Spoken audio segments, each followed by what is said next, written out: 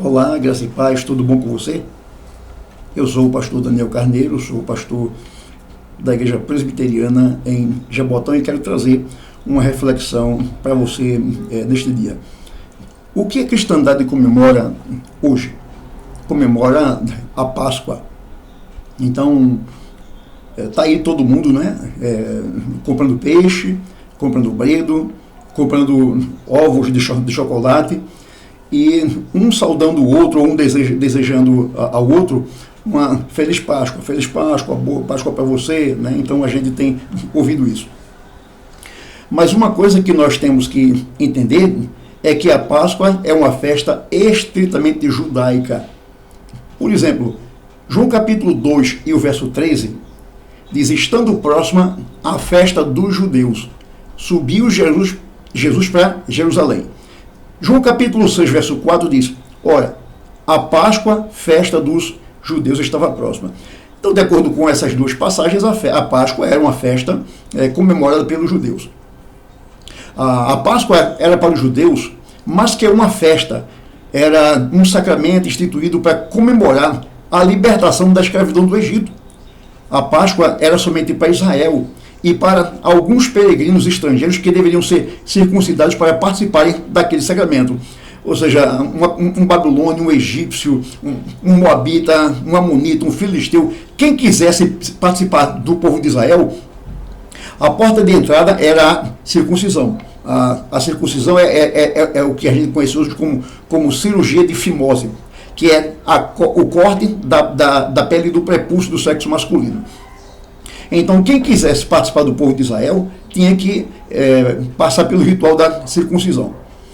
Então, a gente acabou de ver lá em João 2, 13 e João 6, 4, que a Páscoa era uma festa judaica. Então, a festa era e é para os judeus um ritual cheio de detalhes, significados e símbolos. Cada elemento que compõe a ceia pascal tinha e tem para os judeus o seu significado. Por exemplo, eles comemoravam a Páscoa com as ervas amargas. E as ervas amargas, o simbolismo dela era para lembrar os anos dolorosos de escravidão debaixo do jugo do Egito. Os pães asmos eram pães sem fermento.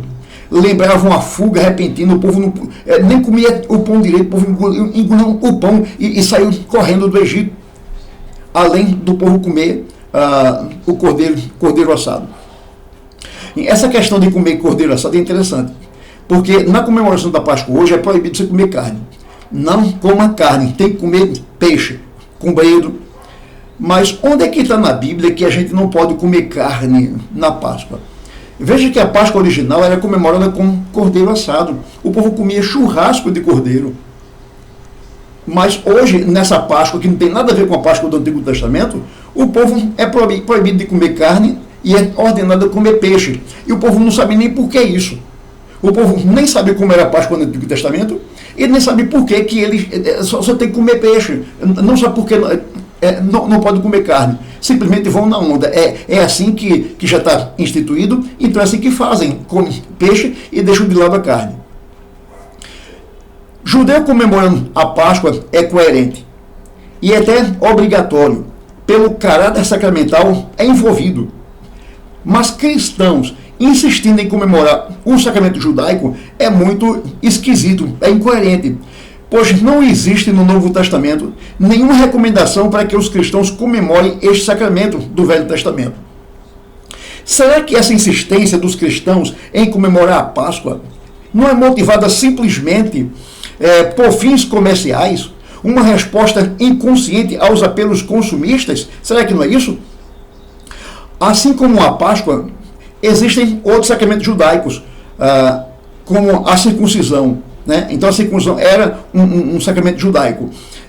Por exemplo, em Levítico 12, 3, diz: e no 8º dia se circuncidará ao menino a carne do seu prepúcio. Né? Então a ideia aqui era que quando o menino completasse 8 dias de vida, a carne do seu prepúcio deveria ser cortada, ou seja, é aquilo que a gente conhece como cirurgia de fimose. Para ser coerente, todo crente que quiser comemorar o sacramento judaico da Páscoa também deveria cumprir o sacramento igualmente judaico da circuncisão. Porém, a gente não vê nenhum crente cumprindo o ritual da circuncisão. Pode ser que algum crente faça cirurgia de fimose, mas por questão de saúde. Mas não por ser um ritual religioso, como acontecia no Antigo Testamento. Um ritual que identificava o povo da aliança. Então eu não vejo nenhum crente observando o sacramento da circuncisão. Eu só vejo o crente observando o sacramento da Páscoa, e mesmo assim, de forma completamente errada. Vocês já viram algum cristão que diz comemorar a Páscoa comendo ervas amargas, pão sem fermento e cordeiro assado? Já viram? Esses foram os ingredientes da Páscoa estabelecidos por Deus. Veja, Êxodo capítulo 12, versículo 8 diz: naquela noite comeram a carne assada no fogo, pães asmos e ervas amargas a comerão. São esses os ingredientes que Deus estabeleceu quando deu origem à Páscoa. Mas você vê algum crente comemorando a Páscoa assim? Comendo ervas amargas, comendo carne assada e comendo pão asmo? Você conhece algum crente? Você que comemora a Páscoa, você, meu irmão, você comemora a Páscoa assim? Não. Então, você, além de comemorar um ritual judaico, você está comemorando de forma errada. Com chocolate, com peixe. Não tem nada disso aqui, né? Então, é assim que os cristãos hoje, de forma incoerente, comemoram a Páscoa. Então, o requisito mínimo para se comemorar a Páscoa de forma coerente seria a pessoa comemorar a Páscoa comendo ervas amargas, carne assada e comendo pães asmos. Mas não é assim que a gente vê as pessoas celebrando a Páscoa. Então, o que tem a ver comemorar a Páscoa com chocolate e com peixe? O que tem a ver isso com a Páscoa bíblica? O que tem a ver isso com a Páscoa que temos lá no Antigo Testamento? Não tem nada. Então, você percebe como tudo isso está relacionado com a questão do consumismo e não tem nada a ver com o verdadeiro sentido da Páscoa como foi instituído por Deus? Nada a ver. Então, o pessoal não está preocupado em saber como foi que Deus instituiu a Páscoa. O pessoal está interessado em ser levado pela onda. É por aqui que a onda vai, então vamos surfando nessa onda. Não conhece o que a Bíblia fala sobre a Páscoa. Então, esse equívoco é um entendimento meu. Você pode até discordar de mim, tem a liberdade para discordar de mim, mas eu acho que é um equívoco um cristão comemorar a Páscoa judaica. E esse equívoco tem ocorrido porque a maioria dos cristãos desconhece que os dois sacramentos judaicos do Velho Testamento, Páscoa e circuncisão, foram substituídos no Novo Testamento por dois outros sacramentos correlatos aos sacramentos do Antigo Testamento. Então veja, o primeiro sacramento do Antigo Testamento era a circuncisão. A circuncisão era a porta de entrada no povo de Deus. Vou repetir um argumento que eu disse anteriormente. Se um egípcio, se um filisteu, se um amonita, se um moabita, seja lá quem for de qualquer povo, quisesse entrar para o povo judaico, a porta de entrada era a circuncisão, como uma indicação de que aquela pessoa estava se submetendo aos rituais e às leis judaicas. Esse sacramento judaico não existe mais hoje. Ninguém celebra isso na igreja. Ninguém circuncida ninguém como um ritual religioso. Ninguém faz isso. O que é que a igreja tem hoje no lugar da circuncisão? O batismo. Jesus tirou a Páscoa de cena e colocou, aliás, ele tirou a circuncisão de cena e colocou o batismo no lugar da circuncisão. De sorte que hoje, quando alguém quer ser membro da igreja, não é mediante a circuncisão, é mediante o batismo. Então, o batismo é a porta de entrada de alguém na igreja. Então, quer ser membro da igreja, isso acontece de acordo com o batismo. No Antigo Testamento, não havia distinção entre Estado e igreja. Está no Estado, ela está na igreja, está na igreja, ela está no Estado. E a porta de entrada para entrar no Estado, igreja ou na igreja Estado, era a circuncisão. No Novo Testamento, não tem mais circuncisão. O que tem agora é o batismo. Você quer ser membro da igreja? É através do batismo. É a porta de entrada para a membresia da igreja. Jesus, então, cancelou a circuncisão, que era um ritual defeituoso, porque beneficiava apenas pessoas do sexo masculino. Jesus, então, estabeleceu o batismo, que privilegia pessoas do sexo masculino e também pessoas do sexo feminino. É o ritual mais perfeito. O segundo sacramento do Antigo Testamento que foi abolido e substituído é a Páscoa. O que é a Páscoa no Antigo Testamento? A Páscoa no Antigo Testamento era a libertação e a nova vida do povo de Deus. Então, o povo de Deus no Antigo Testamento era escravizado ao Egito, vivia debaixo da espada, do chicote de Faraó. Então, quando esse povo saiu do Egito, esse povo passou a ter uma nova vida, e essa nova vida era simbolizada pela Páscoa. A Páscoa falava da libertação deles do cativeiro do Egito. Essa Páscoa foi substituída nos dias do Novo Testamento pela Santa Ceia, que comemora a ressurreição de Cristo. O Cordeiro Pascal do Velho Testamento era uma prefiguração do que aconteceria com Cristo.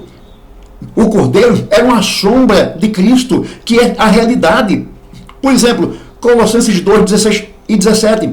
Ninguém, pois, vos julgue por causa de comida e bebida, ou dia de festa, ou lua nova, ou sábado, porque tudo isso tem sombra das coisas que haviam de vir, porém o corpo é de Cristo.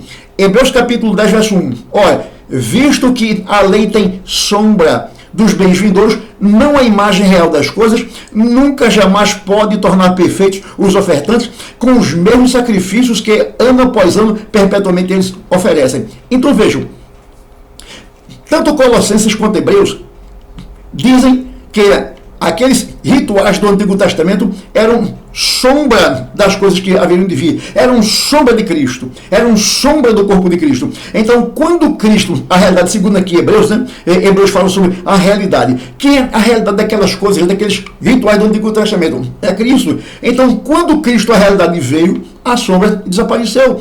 Então, a Páscoa era uma sombra de Jesus Cristo, como o Cordeiro que tira os pecados do mundo. Quando Cristo, a realidade, apareceu, a sombra, que é a Páscoa, desapareceu. No lugar da Páscoa, Cristo coloca a ceia, que celebra a nossa libertação do cativeiro do pecado. Então, tudo no Antigo Testamento era a sombra que apontava para Cristo, inclusive a Páscoa. Quando Cristo veio, cumpriu tudo do Antigo Testamento, inclusive a Páscoa. Logo, nós não nos regemos pelas cerimônias do Antigo Testamento, e sim pela cerimônia do Novo Testamento, que é a Santa Ceia.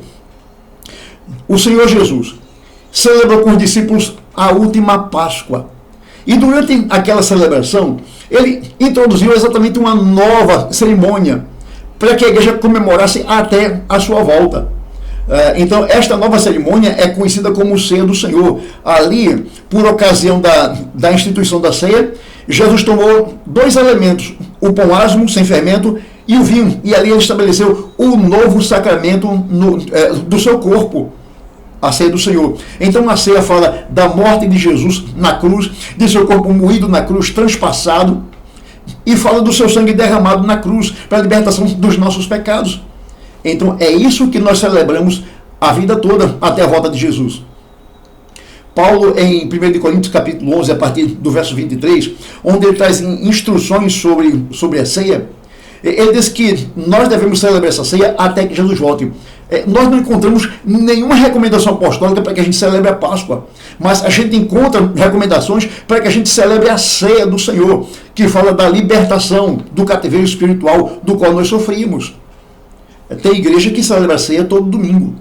Tem igreja que celebra a ceia uma vez por mês. Tem até igreja que celebra a ceia uma vez de 4 em 4 meses. Bom, o que é importante é que foi isso que Jesus estabeleceu, é isso que nós celebramos, e isso até que ele volte, que ficou no lugar exatamente da Páscoa do Antigo Testamento. Veja bem que coisa paradoxal. Muitos cristãos que não fazem a menor questão de observar nem o batismo nem a ceia, que tem assim de gente na igreja, frequentando a igreja já há muito tempo, mas que ainda não se submeteu ao batismo para se tornar membro da igreja. E tem gente que já é membro da igreja e que no dia da ceia não faz questão de ir para a ceia. Ficam em casa ou vão para outro lugar. Eles não estão nem aí para a ceia. Eles acham uma coisa de só menos importância. Mas o que acontece? Esses crentes que não estão nem aí para os sacramentos do Novo Testamento, que é o batismo e a ceia, Eles aguardam com ansiedade pela chegada da Páscoa judaica, para comemorá-la, e ainda de forma errada, pois o fazem com peixe e com chocolate, quando a Páscoa bíblica é composta de ervas amargas, pão asmo e cordeiro assado. Eu não conheço nenhum cristão que no dia da ceia se dirija a outro cristão e diga assim: boa ceia, meu irmão. Mas é muito recorrente você encontrar cristãos que se dirigem tanto a cristãos como a qualquer pessoa assim: boa Páscoa. Quer dizer, eles levam mais a sério uma Páscoa, uma festividade judaica que já foi cumprida em Cristo, do que o ritual do Novo Testamento que Cristo estabeleceu para a igreja. Então, repito, eu não vejo nenhum cristão dizer boa ceia, meu irmão. Mas o tempo todo a gente ouve na época de Páscoa os cristãos dizendo boa Páscoa uns para os outros.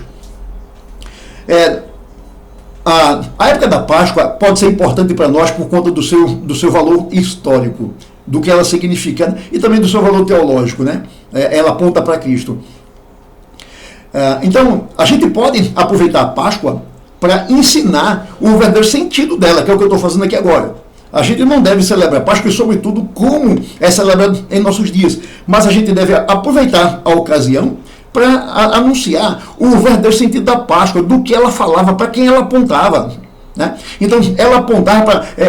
Ela foi a libertação do cativeiro do Egito, do povo judeu, e ela apontava para a nossa libertação que Cristo viria nos trazer. Então, Cristo era representado por aquele cordeiro da Páscoa. Ele veio, morreu por nós, aboliu a Páscoa e no seu lugar colocou a ceia para que a gente celebrasse.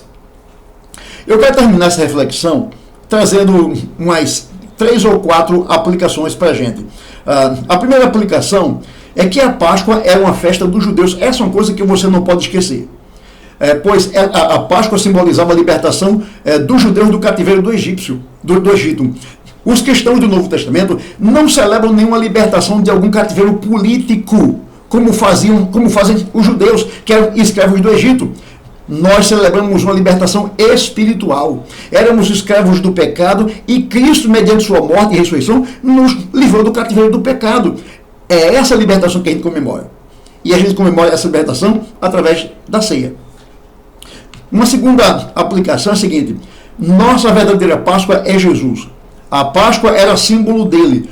O apóstolo Paulo é muito claro em afirmar em 1 Coríntios, capítulo 5, verso 7, o seguinte: lançai fora o fermento velho, para que sejais nova massa, como sois de fato sem fermento. Pois também Cristo, nosso Cordeiro Pascal, foi imolado. Então veja, a Páscoa apontava para Cristo, o Cordeiro da Páscoa apontava para Cristo. Quando Cristo veio, a gente não tem mais que imolar Cordeiro Pascal, não tem mais que comer o Cordeiro Pascal, como símbolo de nossa liberdade. Cristo é o nosso Cordeiro Pascal. Uma terceira e penúltima aplicação é a seguinte: o Novo Testamento é muito claro em nos ensinar que é a ceia que devemos celebrar regularmente. E isso até que Jesus venha. E então tomaremos a grande ceia com ele. É isso mesmo que a gente tem que celebrar isso todo mês, que é o caso, por exemplo, da Igreja Presbiteriana de Jabotão. Ela celebra a ceia todo mês. A ceia é a nossa Páscoa. Celebramos a morte e a ressurreição de Jesus e a nossa consequente libertação do poder do pecado, do império das trevas, e que fomos transportados para o reino do Filho do amor de Deus. É isso que nós celebramos todo mês, ou todo domingo, ou de 4 em 4 meses, como alguns irmãos. Em outro lugar, se você é cristão, não deseje boa Páscoa a outro cristão, pois não temos nada a ver com essa comemoração, pois a Páscoa já foi cumprida em Jesus. Se você quer dizer boa Páscoa, por que então você não diz também boa ceia? Para ser coerente, diga boa Páscoa, mas também diga boa ceia. Ok? Então, eu espero que essa reflexão que eu trouxe sobre a Páscoa tenha trazido assim, alguma orientação para você. Né? Eu até oriento você a pesquisar mais sobre esse assunto. Tá certo? Para que você possa crescer mais na sua vida espiritual. O meu desejo é que Deus abençoe você em Cristo Jesus. Amém.